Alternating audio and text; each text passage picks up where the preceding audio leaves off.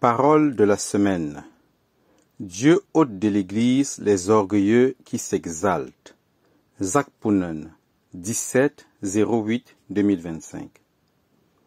Dieu ôte de l'Église les orgueilleux qui s'exaltent.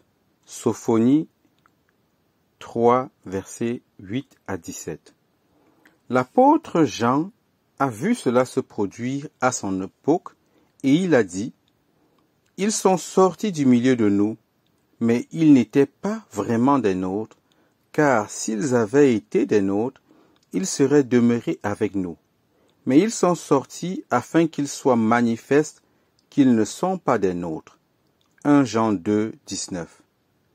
Les anciens de chaque église déterminent quel standard spirituel ils veulent maintenir dans leur église. Les églises qui n'ont aucun standard de sainteté ne verront personne les quitter.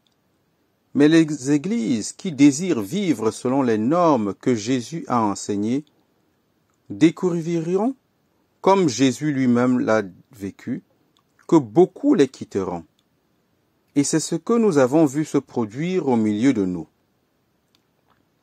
Ceux qui en premier ont quitté nos églises furent les riches et les puissants, offensés de ne pas recevoir chez nous le traitement préférentiel auquel ils étaient habitués dans le monde et dans d'autres églises. Ce n'était pas leur richesse ou leur position qui les empêchait de devenir disciples de Jésus, mais l'orgueil qu'ils tiraient de ces choses.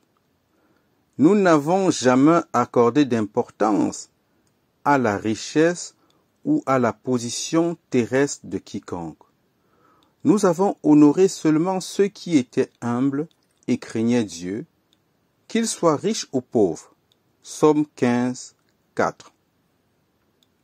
D'autres nous ont quittés parce qu'ils voulaient devenir anciens dans nos églises et n'ont pas été nommés anciens. Et certains qui ont été nommés anciens nous ont quittés lorsqu'on leur a demandé de démissionner de leur fonction d'anciens en raison de leur infidélité à leur charge. Certains d'entre eux voulaient gagner de l'argent grâce à leurs aptitudes à prêcher. 1 Pierre 5, 2. Et nous avons reçu l'ordre de nous éloigner de tous ceux qui prêchent l'Évangile pour gagner de l'argent. 1 Timothée 6, 3. D'autres régnaient sur le troupeau comme des seigneurs. 1 Pierre 5, 3. Et certains d'entre eux ont attaché les gens à eux-mêmes et non au Seigneur. Acte 20, 30. Dieu a remplacé tous ces anciens par des hommes meilleurs et nous a ainsi confirmé que c'était lui-même qui les avait destitués. D'autres nous ont quittés parce qu'ils voulaient être liés à une église occidentale plutôt qu'à une église pauvre comme les nôtres en Inde. La plupart des chrétiens indiens considèrent que les chrétiens occidentaux sont spirituellement supérieurs et ils leur sont donc servilement soumis. Beaucoup d'églises en Inde n'organisent jamais de réunion spéciale sans qu'au moins un prédicateur américain ou européen n'en soit l'orateur principal. Ce n'est qu'ainsi qu'elles parviennent à attirer du monde. Pour notre part, nous avons traité les personnes de toute race comme nos égales et nous avons cherché à attirer les âmes vers nos églises par l'onction de l'Esprit et le message que nous prêchions, et non par la couleur de peau de l'orateur. Beaucoup de chrétiens indiens s'attachent à des groupes occidentaux dans l'espoir d'en tirer des avantages financiers et d'obtenir des voyages gratuits en Occident. Nous nous sommes opposés à toute recherche d'intérêt personnel de ce genre. Il y en eut également un certain nombre qui nous quittèrent parce qu'ils estimaient que la norme de sainteté que nous prêchions était trop élevée. Nous prêchions le discipulat, le baptême du Saint-Esprit et ses dons, la victoire sur tout péché conscient, le sermon sur la montagne, Matthieu 5, 6 et 7, la persévérance vers la perfection, marcher comme Jésus a marché, une vie de famille pieuse, porter sa croix quotidiennement, la séparation d'avec l'esprit du monde, la liberté à l'égard de l'amour de l'argent, le jeûne et la prière, le pardon du cœur, l'amour des autres comme Jésus nous a aimés, l'édification de l'Église locale comme corps de Christ, etc. Une telle prédication a scandalisé plusieurs personnes qui nous ont donc quittés. Mais cela ne nous a pas troublés, car nous savions que beaucoup avaient également été offensés par le message de Jésus et l'avaient quitté. Jean 6, versets 60 et 66. Ce qui nous a néanmoins étonnés, c'est de voir des chrétiens qui choisissent les meilleures écoles pour l'éducation de leurs enfants et les meilleurs hôpitaux pour leurs traitements médicaux, tout en fréquentant des églises aux standards de sainteté modestes pour leur communion spirituelle. Cela a simplement montré qu'ils donnaient plus de valeur aux choses terrestres qu'aux choses spirituelles et plus à leur corps qu'à leur âme. Nous étions d'autant plus étonnés de voir que certains, qui n'avaient aucun désir de mener une vie pieuse, choisissaient néanmoins de rester dans nos églises. Nous avons toutefois découvert qu'ils restaient uniquement parce qu'ils trouvaient une bonne ambiance au sein de notre communauté pour leur famille.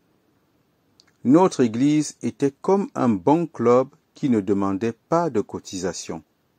Ainsi, un certain nombre de chrétiens babyloniens sont restés dans nos églises. Jésus avait aussi un Judas Iscariote dans sa propre église. Nous avons cependant cherché à maintenir un haut standard parmi les anciens dans nos églises, avec des réunions et des conférences fréquentes organisées spécialement pour eux. Dieu a suscité de bons hommes pour être anciens dans nos assemblées. Beaucoup d'entre eux n'étaient pas des prédicateurs éloquents, mais ils recherchaient la gloire de Christ et avaient un réel souci du bien-être du peuple de Dieu. Philippiens 2, 19 à 21. Si nous ne pouvions trouver ne serait-ce qu'un seul frère de ce genre en un lieu, nous ne fondions pas d'église là-bas, car sans berger pieux, nous savions que les brebis s'égareraient inévitablement. Lorsque nous regardons nos églises aujourd'hui, nous voyons que nous sommes encore loin de ce que Dieu veut que nous soyons, mais nous continuons à progresser vers la perfection et nous cherchons à maintenir le niveau de sainteté que Jésus a enseigné, peu importe qui nous rejoint ou qui nous quitte. L'Église est la demeure de Dieu, tout comme le tabernacle dans l'Ancien Testament. Ce tabernacle comportait 3 parties, la cour extérieure, le lieu saint et le lieu très saint. Dans la cour extérieure, une foule nombreuse se pressait autour de l'autel et de la cuve d'eau, symbolisant le pardon des péchés et le baptême d'eau. Dans le lieu saint, cependant, le nombre était beaucoup plus restreint. Là, le chandelier, la table des pains et l'autel des parfums symbolisaient l'onction du Saint-Esprit, l'étude de la parole de Dieu et la prière. Mais personne ne pouvait entrer dans le lieu très saint à l'époque de l'Ancien Testament.